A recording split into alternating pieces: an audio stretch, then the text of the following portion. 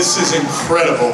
It is so good to see so many faces out there and so many friends. First off, how about Nick and the Nice Guys? How great were they? Let's hear it for them. Let's bring it together. Did a great job. I want to say thank you to a few of our friends who are here. Our great mayor here in the city of Utica, Mayor Rufaro. David, thank you for everything.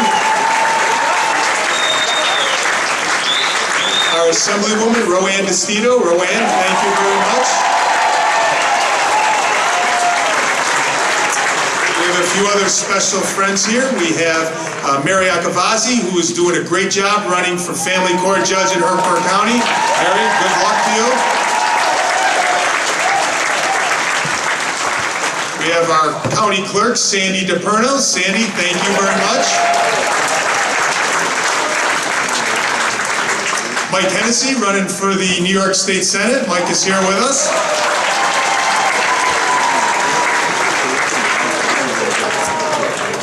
And last, but by no means least, our next sheriff in Oneida County, Rob Nasho.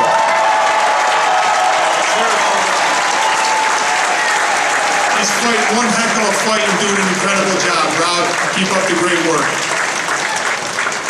Now also, one other little housekeeping thing. Under everybody's chair, there's a little envelope there. Just check that out. Anything you can do to help us in the last days of the campaign would be greatly appreciated. It's tough, folks. It's a tough one. You know, you have all heard me so many times throughout this campaign talking about issues that we think are so important to upstate New York and to our congressional district. You know, and the big difference between what we talk about and what they talk about is we actually have ideas. We actually have plans. We actually have vision for what this district can be like.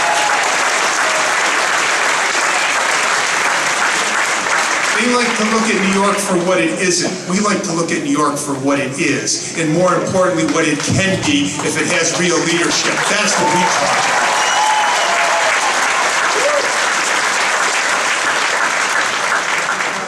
You know, we're really honored to have President Clinton here today. We haven't had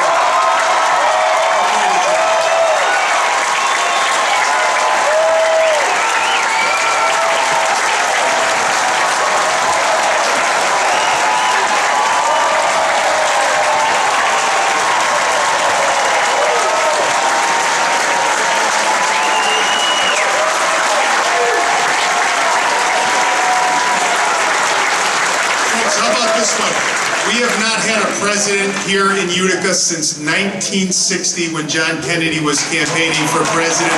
50 years. How great is that?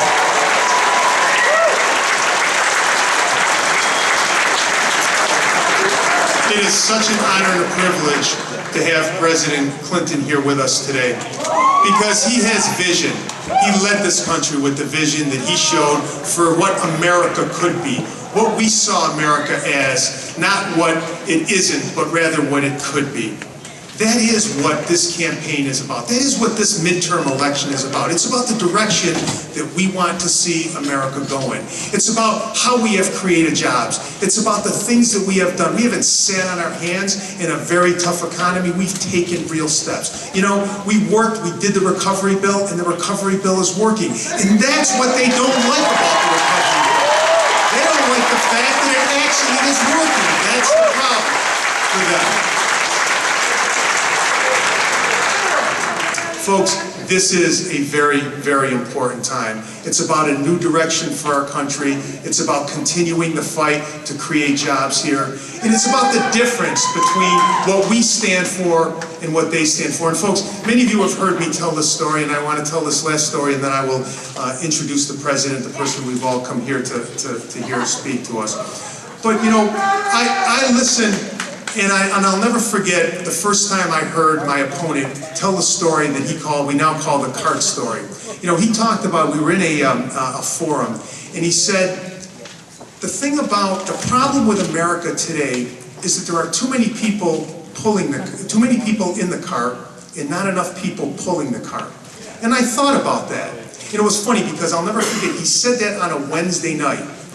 And Friday of that week, as fate would have it, I went to the hospital to visit a friend of mine.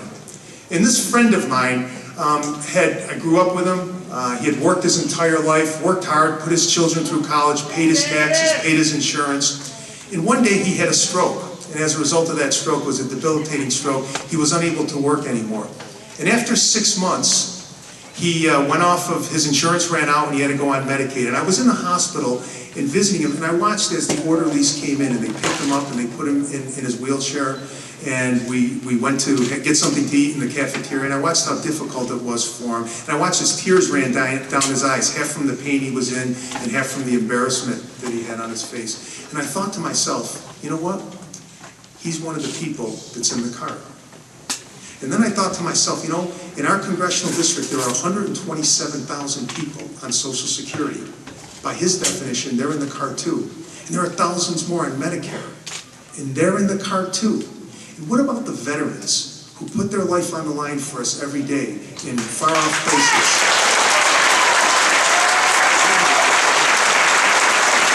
What about those veterans who put their life on the line and come home with PTSD and serious injuries? It's our responsibility to take care of them. They're in the cart too. And I thought to myself, you know what? That's not what's wrong with America. That's what's right with America. That's our responsibility to help those people. So I say to Richard Hanna, if you don't know how to pull the cart, then get out of the way and let somebody who does know how to pull the cart, pull that cart. Because ladies and gentlemen, that is what's right about America, not what's wrong about America. That is what community is about. That is what America is all about. And let me introduce to you someone who knows how to pull the cart, who knows what leadership is about, who has done it for America, who continues to talk about the right thing for us, the 42nd President of the United States, our President, Bill Clinton.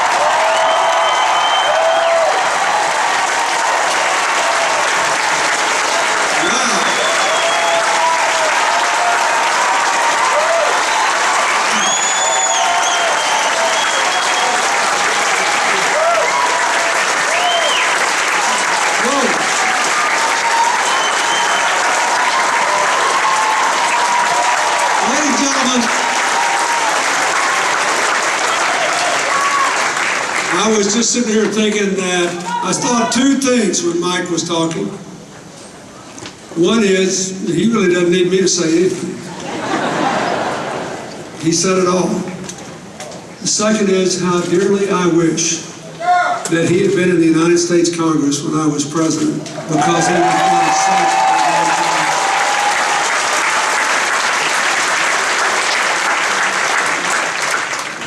So, Mr. Mayor, Assemblywoman, candidates and officials, thank you for letting me come to Utica. I love this theater. It's amazing.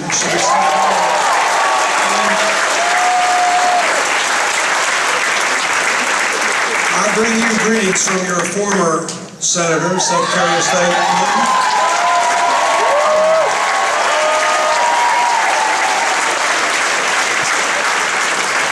When you get discouraged about America, think about this. Hillary is on a tour of Asia tonight and today. She was in Vietnam on the 15th anniversary of normalizing the relationships with the country with whom we once fought a bloody and awful war, now perhaps our strongest ally in all of Southeast Asia. We can always make a new beginning in America. We can begin again if we have the right attitude and the right leaders. And look, I would be here under any circumstances for a lot of reasons. I like Mike Arcuri. I really do like it. I think that he's done a good job for you. He's been good for the economy of upstate New York. He's gotten money and investment in here. He's been good to help you build an alternative energy future. He's been good for the agricultural community up here, especially for the dairy farmers. He's paid attention to the small business community and its needs and its potential to grow. He's been good for you. He's been good for America. He sponsored a tax relief bill for the people who need it. If you give tax relief to small businesses when they actually hire new people, or you give them loan guarees so they can get access to the banks who have the money to loan to get our economy started again. That's a good thing. He did the right thing to oppose the privatization of Social Security. After what happened on Wall Street, do you want to give Social Security to Wall Street? I don't think so. He also, because he was a prosecutor, understands the need to keep worrying about our security. He's been one of the real leaders in the whole Congress on this whole question of cybersecurity, which is a fancy way of saying, what in the wide world are we going to do if our adversaries break into our computer networks and try to shut America down by shutting our computers down, or find out everything we don't want them to know by doing that? And I'll tell you what, wait. I will make you a deal. Wait. I'll make you a deal. Wait, y'all shut up. I'll make you a deal, and we'll see if you're serious. You let me talk, and then I'll let you talk to anybody who wants to stand here and listen to you talk. How's that? So we'll see if you really want to be heard. I can talk about cybersecurity because I don't want you to be invaded, and he doesn't either. He's actually bringing jobs to upstate New York to do it. You should be proud of that.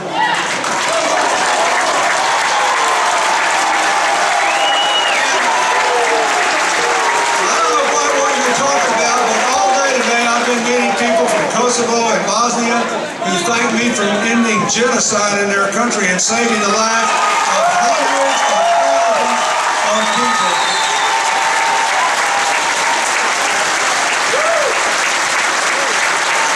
So look, what is this? When you look at the record Mike has made, you have to ask yourself, why is this even a race? I mean, this is basically all over America. I've done 118 of these events for our candidates around America. Here's what I know. And I've done it because I'm very bothered that people are always vulnerable to making a mistake when they're angry and they're full of anxiety and they're uncertain and they're frustrated and they don't think Washington delivered, and they hire Democrats to fix things they don't feel fixed yet. Because there's always a delay between when you do something that makes sense and when people can feel it. And I know this, I'm old enough to admit this, when you make an important decision in life when you're really angry, there's about an 80% chance you'll make a mistake. And if you look at it, the Republicans talk to each other in fine print about what they're really going to do if they get in, and then they just give bromides during the election, and they got a story, and it goes something like this. I'll bet you anything, and I haven't heard a single speech his opponents gave. It goes something like this. Okay, when we were in and controlled everything, we left you in a mess. We left this country in a big, deep hole. But, so you fired us. We get it. You brought in a new coaching team. They had 21 months to get out of the hole. We're not out of the hole yet. And in failing to get us out of the hole, they spent too much money, gave us too much government. It's sort of creeping socialism. You better get rid of them and put us back in before it's too late. And besides that, you got to vote your anger, and the only way to do it is vote against everybody's in. Don't think about whether they've done a good job or not. Don't think about what their ideas are. Don't think about the difference in their position and ours. Please, just vote against everybody's in. Please give me my job. Isn't that about what they're saying? Okay, we have a different story. Our story is, okay, we're not out of the hole, but it was a really deep hole. And at least we did what our parents taught us to do. We stopped digging. And we have ideas that will get us out of the hole and take us into the 21st century. Don't quit now. Give us 2 more years, just 2 more years. You gave them 8 years to dig the hole. Give us half that much time, 4 years to prove we can get out there and do it.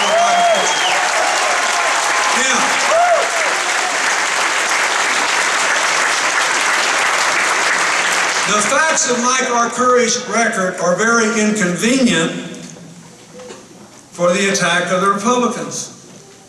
The distinguished National Journal said that of all the members of the House of Representatives in both parties, He was the most moderate, the most centrist, the most open to good ideas, wherever they came from. That's what we need more of in America. Somebody who wants to think about the difference in today and tomorrow, not right and left, but today and tomorrow. And the value that animates him is the single thing that separates us from the other party in its modern incarnation. He actually believes we're all in this together, that we have obligations to each other, that we have opportunities to help each other, that we're going forward together, we're going to rise or fall together. To hear them tell it, everybody in government is some sort of ravenous person trying to steal your taxes, and government would mess up a two-car parade, and only the Republicans can be trusted to rein it in and balance the budget. That is what I would call false advertising. Or bait and switch. Now look, the Tea Party crowd, they say, listen to what they say they want. Don't they say they want more jobs, a balanced budget, a smaller government, and tax cuts? Isn't that what they say they want? So let's just take a little walk down memory lane here.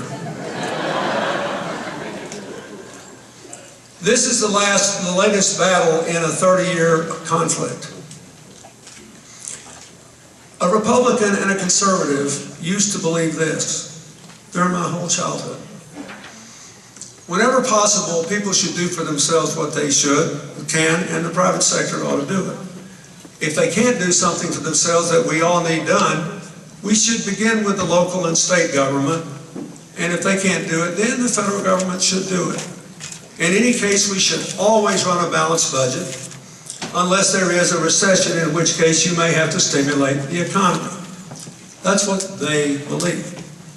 They gave us Dwight Eisenhower as president 50 years ago. And that's the year John Kennedy was elected. Eisenhower's last year was 50 years ago. He signed the Interstate Highway Act. It enabled us to really develop a unified national economy and to get around, by the standards of those days, as we never had before. Richard Nixon signed the bill, creating the Environmental Protection Agency, because we became aware that we were poisoning the air and the water, and we had to find a way to grow the economy and protect our children's lives and health. He signed the Occupational Safety and Health Act, passed by a Democratic Congress, because everybody knew that in the end, we couldn't maintain a great manufacturing economy if our working people were worried about losing their fingers or their eyes making the things that made America great. We were all in this together. Then beginning in 1980, they changed their tune. They said that the most evil thing on earth was any tax burden or any regulatory burden on the wealthiest and most powerful special interest groups in the country, because government was the problem. There was nothing they could do right. And we didn't have an answer for a while, and then you elected me with a whole different theory, that we were all in this together, that it was possible to believe in invest and grow economics instead of trickle-down economics, that we had to rebuild the middle class, and we could do it and still be fiscally conservative and ask people who could work to work. So what happened? In the last 28 years before President Obama took office, we had an experiment. They had the White House 20 years, we just had it 8. Let's look at the Tea Party test, shall we? We had 22.7 million jobs in the 8 years I served. In the 20 years, not counting the meltdown, we won't charge them with the jobs lost after the meltdown, even though it happened on their watch. Before the meltdown, in the 20 years on both sides, they didn't have that many jobs. We had more jobs in 8 years than they did in 20 years. In the 20 years, 100 times as many Americans worked their way from poverty into the middle class in those 8 years as in their 20 years. 100 times.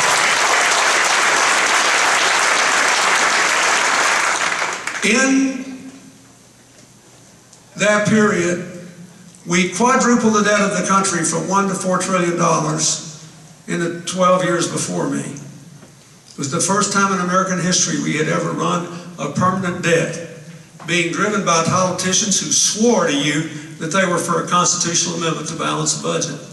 But they institutionalized deficit spending, drove interest rates through the roof, created a recession. That's why you elected me. You really think about it. When you really think about it, we only get elected when things are messed up and they need things fixed. So I set about fixing it. In all that 28-year period, we have had exactly 4 balanced budgets and surpluses. My last 4. Only. They didn't do it one time, not once. Not once. I paid $600 billion down on the debt, left them a $230 billion surplus, and a rule that enabled us to balance the budget and run those surpluses. The rule, everything in Washington's got a nickname. It was called pay-go, pay as you go.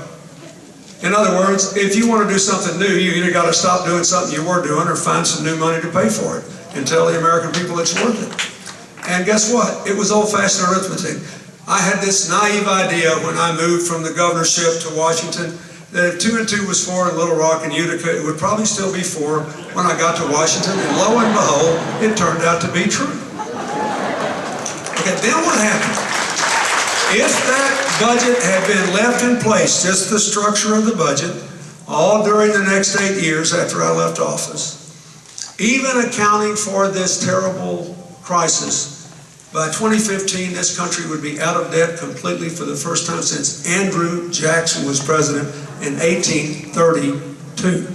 And then we would not have to borrow money from the Chinese every time we want to give the seniors a drug benefit, or send our soldiers to Afghanistan, or do the wonderful best thing President Bush did, that PEPFAR program to help people with AIDS, TB, and malaria around the world. But we borrowed the money to do all of it. So I could get 5 tax cuts and we could double the debt of the country. And we borrowed the money from China, so our trade enforcement dropped 80% from when I was president. After gaining manufacturing jobs in 6 of 8 years, we lost them all 8 years. This is not rocket science, folks. It's not free to run these big deficits. So I get why people are upset about them. But what did Mike Arcuri do when he took office? They put back in pay as you go. What have we said about the deficit? On December the 1st, a presidential bipartisan commission, 50-50 Republican-Democrat, is going to give us a deficit reduction plan. With pay-go, the deficit reduction plan, and doing a few other things to cut down inflation and healthcare costs, we can balance the budget again. What have the Republicans offered? They've offered us 2 budgets. One of them, by Representative Paul Ryan, gives 117% of the tax cuts to people in the top 5% of the income group, which means 95% of the people get a tax increase, which they might be willing to undertake if it balanced the budget, but instead it adds $1 trillion to the debt. Doesn't do a thing that the current trajectory doesn't do. The other budget in their pledge to America would increase the debt by $3 trillion and has been literally ridiculed by the conservative Concord coalition, and yet they're going around telling the independent voters in this congressional district they are the party of fiscal conservatism. Do not believe it. Mike Arcuri is the only person who has done anything to put this country back on a path for a balanced budget.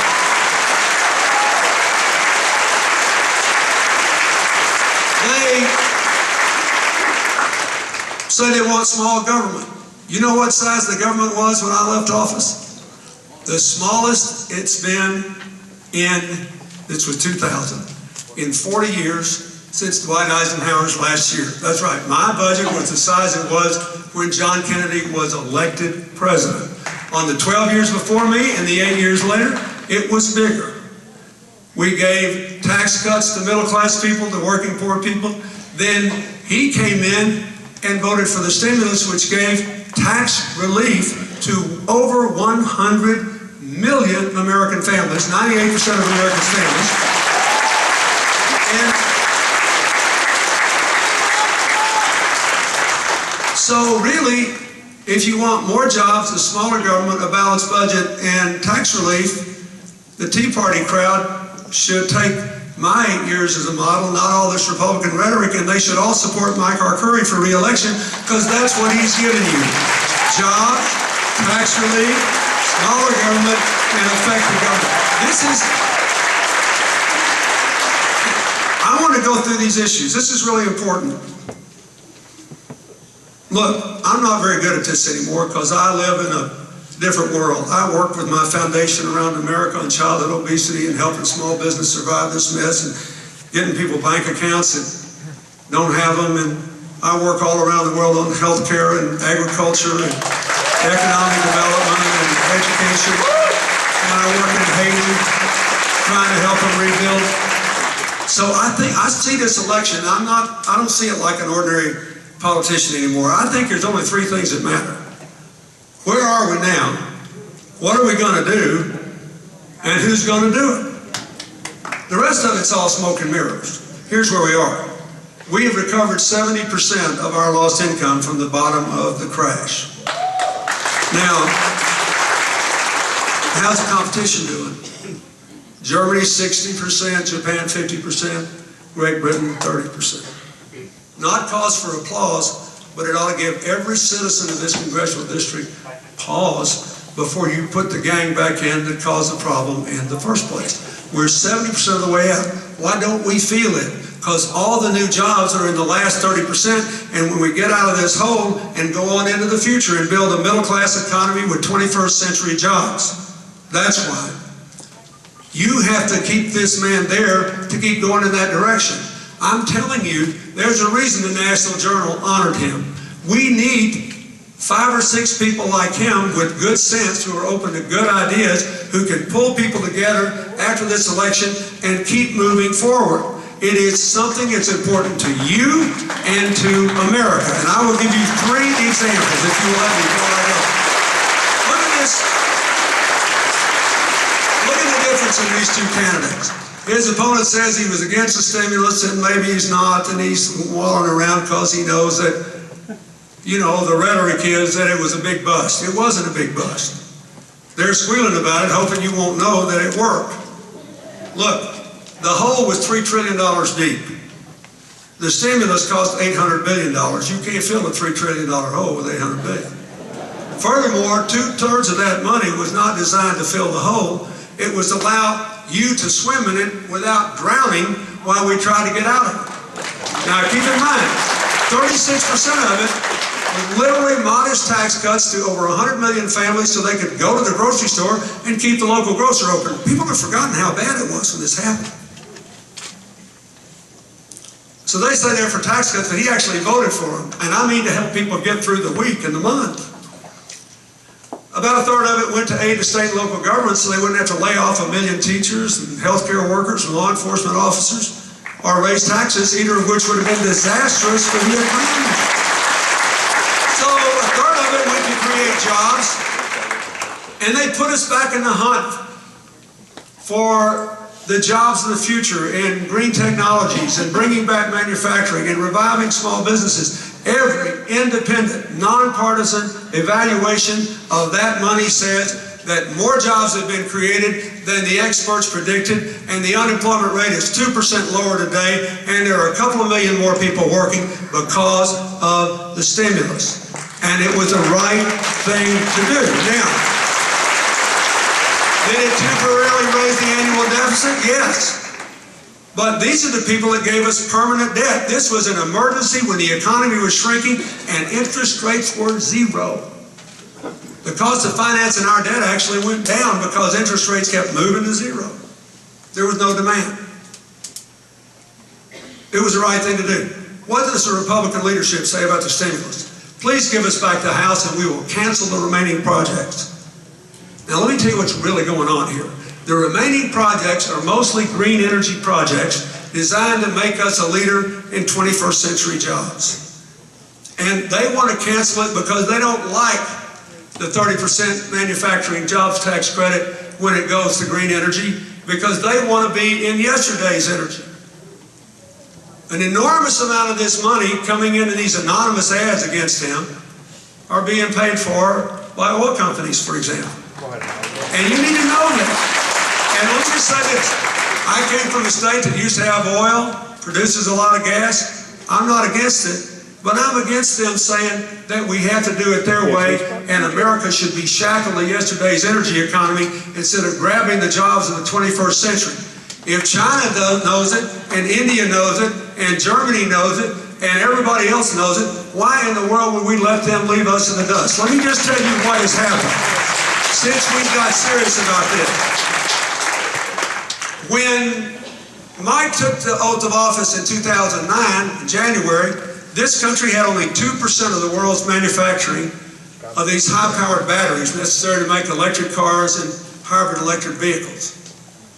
They gave tax incentives to manufacturers to come here. What has happened? We have gotten 30, count them, 30 new factories, and when they're up and running, we will have 20% of the world market, and within 3 more years, we will have 40% of the world market. If you want to keep these jobs coming, you got to support Mike Arcuri. This is really important.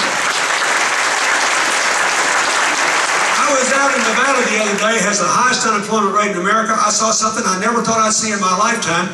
2 Chinese companies came in and broke ground on plants in Nevada to create 4,500 jobs making LED lights and wind turbines. And they said, look, yeah, we pay American workers more, but we save all the transportation costs. America's finally serious about competing with us for the green energy jobs of the future. And if we want to sell in the American market, now we have to make these things in America with American workers.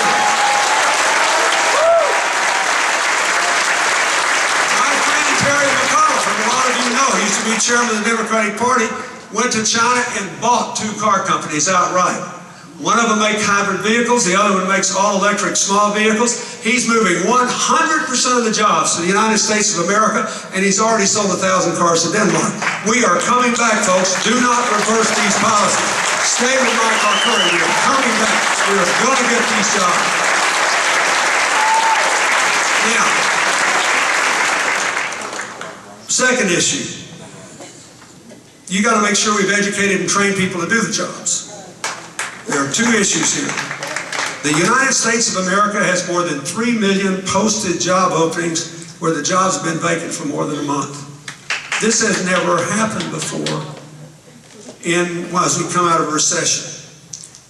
There are a couple of problems. Little problem, more than 10 million of us live in homes that are worth less than our mortgages now. So these young people can't move. They have no labor mobility. Bigger problem, the jobs require a level of skills that the people who apply for them don't yet have.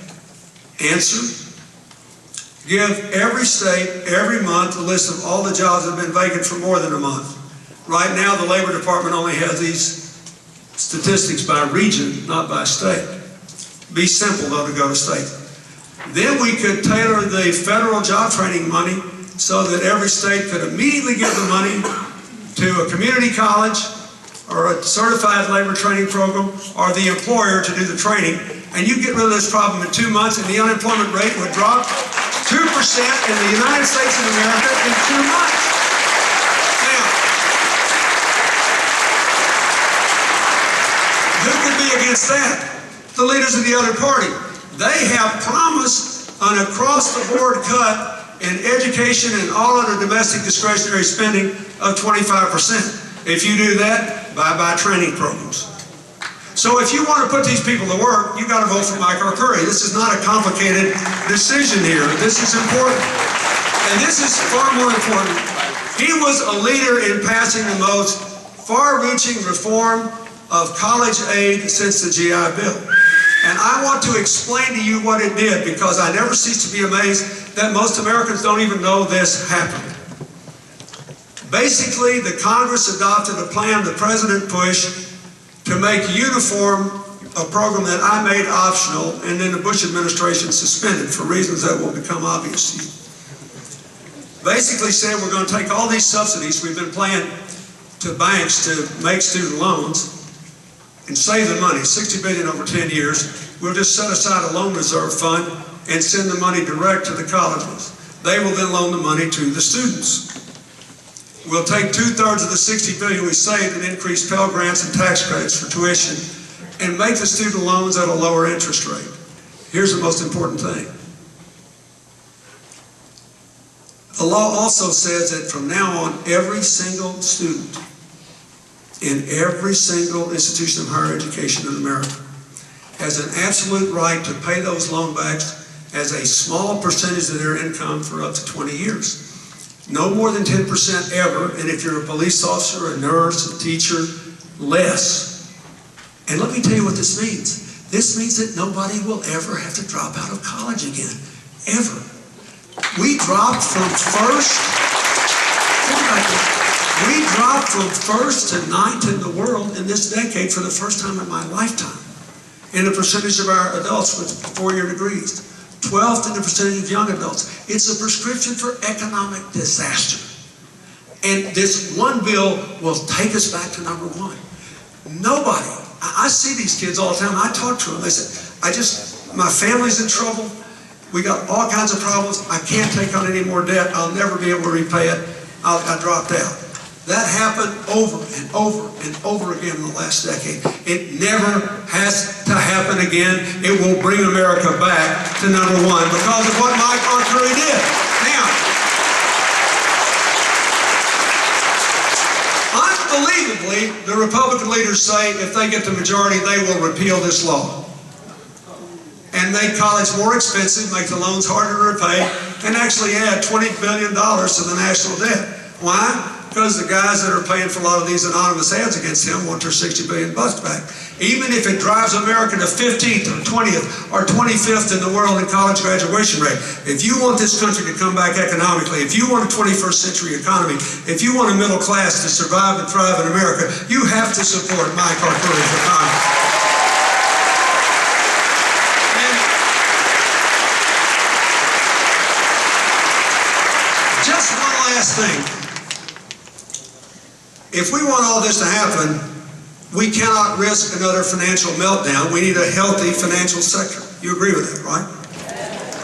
So one of the things I've read that all these Tea Party people want is they said, you know, they were impelled into politics because they hated that bailout. Right? You read all the article. Didn't we all hate it?